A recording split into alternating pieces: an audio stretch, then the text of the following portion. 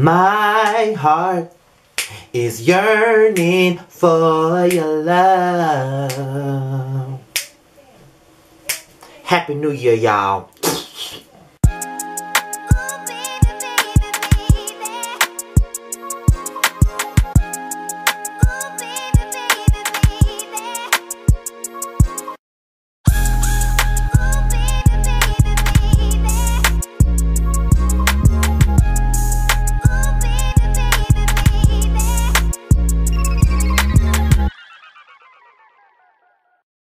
What's going on, you guys? It's your boy Scotty, and this is my review on the 9th episode of The Real Housewives of Atlanta Season 11. What's going on, you guys? I know that everybody is getting ready for the new year, and I'm very excited about the new year. New year, new beginnings, new shit. Some shit stay the same, but whatever. You know, it's all about the new year, bitch. It's all about the new year. So we're going to get right on into this motherfucking review, and we're going to start off with this party that Cynthia threw together for Noelle as she's getting ready to go off to college. So let me just say, watching this episode, and it was centered around Cynthia and Noelle, it was all deja vu to me. Because my mother has had 3 kids to go off to college. I went first, my sister went, but she graduated. And now my brother has went off to college. And I will say that when I first went to college, my mother was super and extremely worried about me. Okay? Because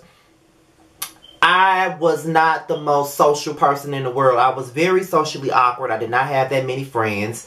And so when I went to college and I was going into a new world, new atmosphere, new world, new people from all over, you know, she didn't know how to take that. You know, my mother was a very protective mother. Like, she never wanted nothing to happen to us. She was already so, like that with us.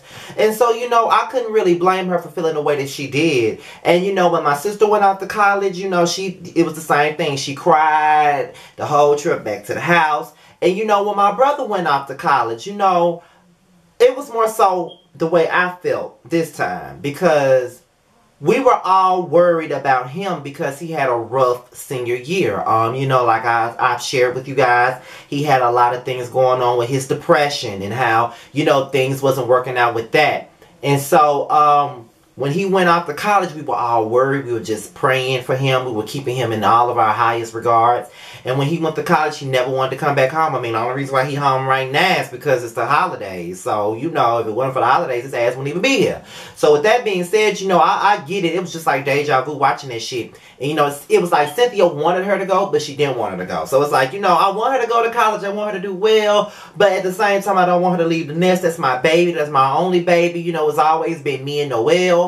And, you know, everybody shared their stories about how it felt when they first left the house, and how Cynthia mama was, you know, depressed for like a month when Cynthia first left. And then she said then a year later, Mallory left too. So, you know, it was like, you know, people have the same thing. You know, when you first leave the nest, it's always a trying time. It's just like a motherfucker that lost something very precious when they first leave the house. And, you know, watching Noelle break down and cry and things like that, it was like, oh, you know what I'm saying? Like, you have that excitement about going to college, but you also have that anxiety about going to college. It's exciting, but then you get scared all at the same time. You go through a whirlwind of emotion when you first get ready to go to college. I know I've seen it all. Now, even though I ain't finished college, I know what it's like. So, all of my highest regards is going to go to Noelle in regards to that, because, you know, she's a beautiful girl, and I think that she has it in her to,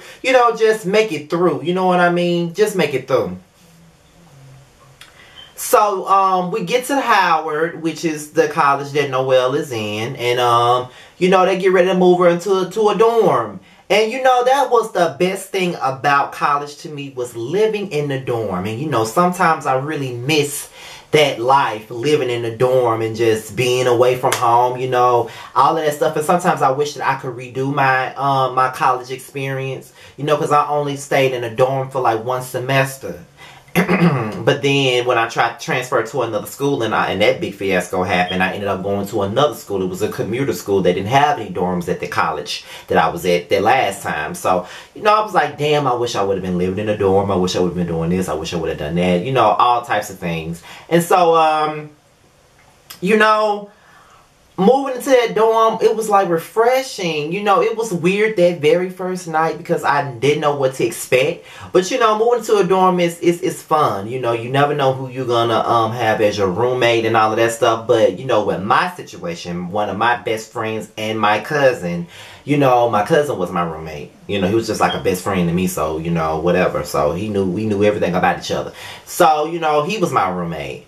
So, you know, it's always that excitement. You never know if you're going to like your roommate, if you're not going to like your roommate. You know, my brother, moved into his dorm. You know, at first him and his roommate got along, then them two niggas almost got to fight, and now he don't like him no more. You know, sometimes you can have that shit happen where you roomie with a person, you a roomie with someone that you like, or you could be a roomie with someone that you don't like. Sometimes it happens, sometimes you butt heads, sometimes it's going to go down like that. Later on, Cynthia and Leon, they take Noelle out for dinner.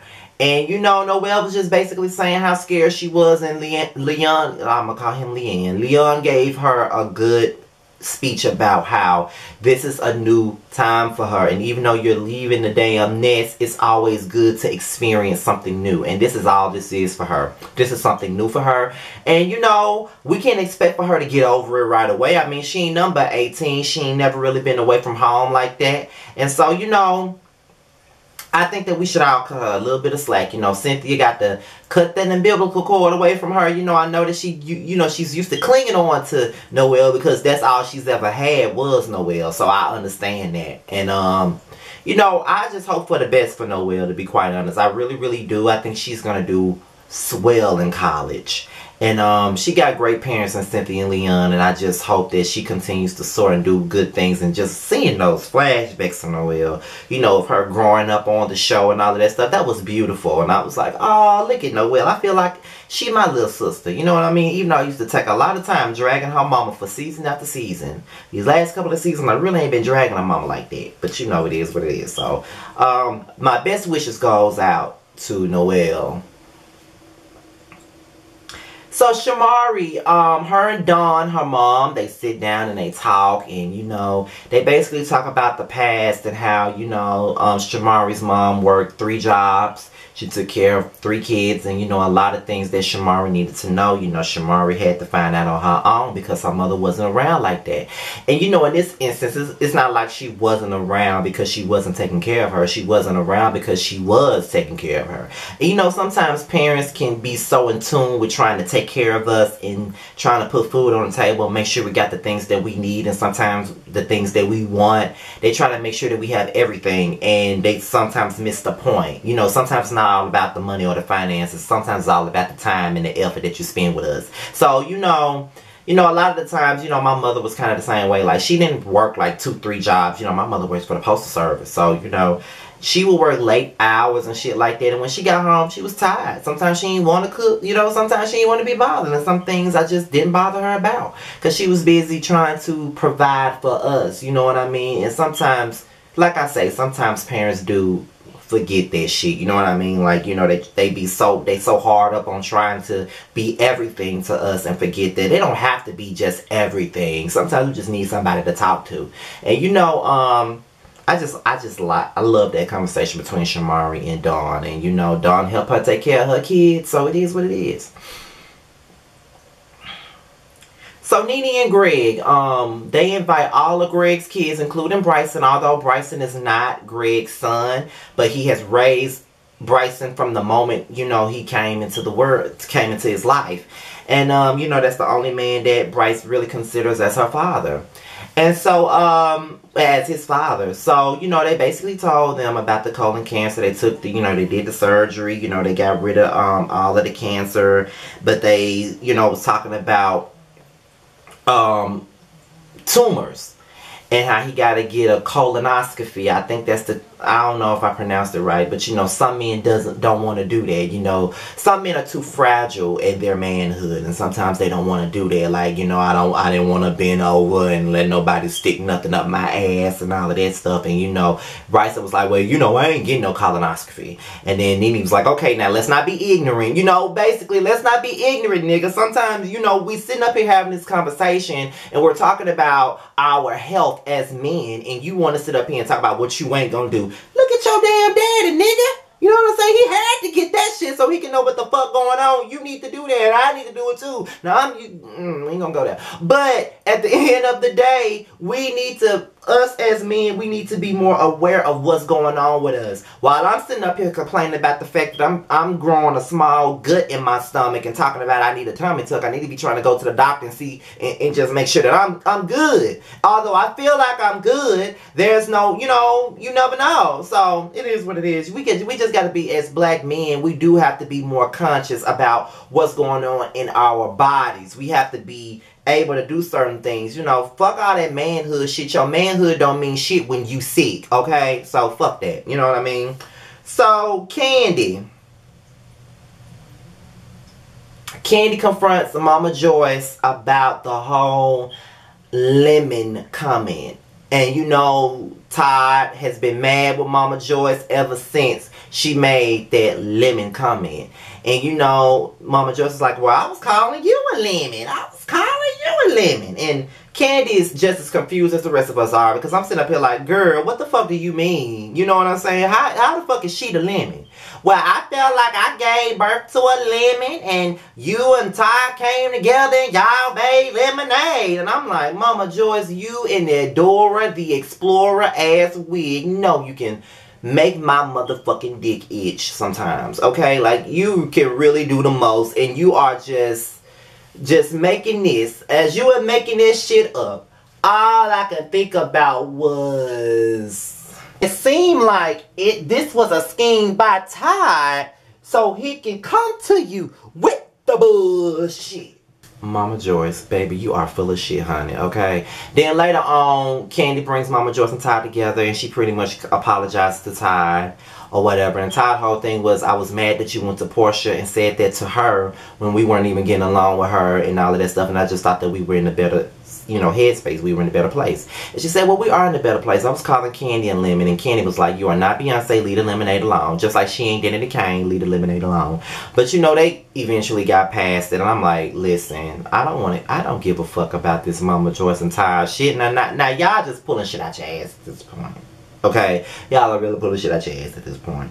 But all in all, this was pretty much a filler episode, okay? It pretty much was a filler episode. Like, I didn't really give two shits about most of the shit that happened, and most of the shit that I didn't give two shits about, I didn't talk about it. Okay? So, all in all, this is my review of this episode. I know this review was probably short as a motherfucker, but it is what it is. If you have anything to say, leave it below. All my comments, all my social media would be below. My Twitter, my Instagram, and my Facebook fan page. Let's see, what else? Make sure you like, rate, comment, and subscribe, and share this video. And be on the lookout for my next video. If Love and Hip Hop ain't about shit, y'all know I'm not gonna review it, okay? I will be reviewing Marriage Boot Camp when it comes out. I think it comes out next week. I will be reviewing that, okay? And my new segment, and it's gonna be an astrology segment, and I'm trying to figure out the name, and I made a post asking you guys to help me out with the name, because I don't know what the name is, but that'll be out next week. We're gonna start talking about astrology and zodiac signs on one video. You know what I'm saying? I'm gonna make a whole video, a whole segment dedicated to astrology, okay? Boom! Alright? So with that being said, you guys, I'm out of here, you guys. I hope you guys enjoy your new year. I hope you guys have fun tonight and be safe. Peace. Happy New Year.